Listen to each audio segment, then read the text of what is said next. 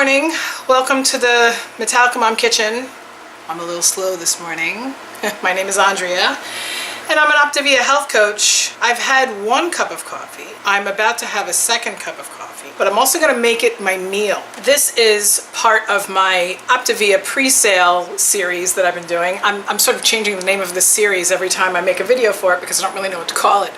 I qualified to buy a bunch of the new Optavia products earlier than the general public. This is the Optavia Frothy Cappuccino Boost. Now, the original MetaFast version of the Cappuccino Calorie Burn was one of my favorite meals, but I very rarely made it with water. All you really needed to do was add hot water and whisk it together. Comes in a sachet like this. What I usually do is I will put it, and this is what I'm going to do today.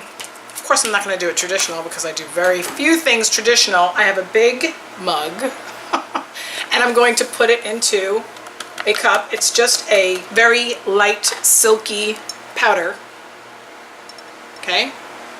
It smells nice. It smells like hot chocolate, really, but it's cappuccino. And I'm actually going to make it with coffee because I got 2.5 hours of sleep last night. I've been an insomniac since birth. It's a good night if I get 5 hours. So I'm going to be making my Frothy Cappuccino Boost with coffee. Now, normally, I will show you. Hold on. Right here. So this is my little coffee station. This is my normal coffee station. Here's my Keurig, and that's what I usually make my first cup of coffee with. And then while I'm drinking that, I make like a half a pot of this because my husband likes cold coffee. So my 2nd cup of coffee is going to be out of there. And then we put the leftover into the fridge. The pods that I like to use in my K-Cup are from a company called Java Factory, and they're called Da Bomb. And they actually come with a warning label because they are double caffeinated. But because this already has caffeine in it, I'm not gonna double caffeinate and then caffeinate. That's triple caffeinated.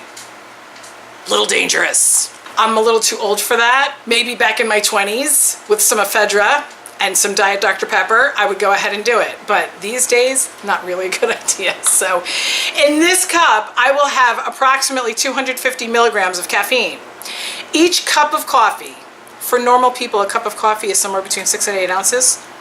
For normal people, for most people, it's somewhere between 10 and 12 ounces of coffee. So, hi. A regular cup of coffee is supposed to have 100 milligrams of caffeine. These sachets have 100 milligrams of caffeine added to them so that they give you the real coffee boost. But in reality, they're made with decaffeinated coffee, and then they add the caffeine as an additive later. I'm not sure why. I'm not sure if it's just for the preparation process or what.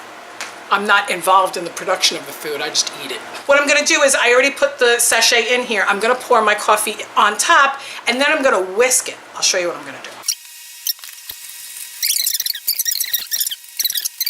Done. Yay. And that's frothy. Certainly frothy. Now, if you just used a spoon, I'm not sure that you would get that same froth. So I guess if you didn't have a whisk, you could use a fork. I've always used my little whisk here. Cheers.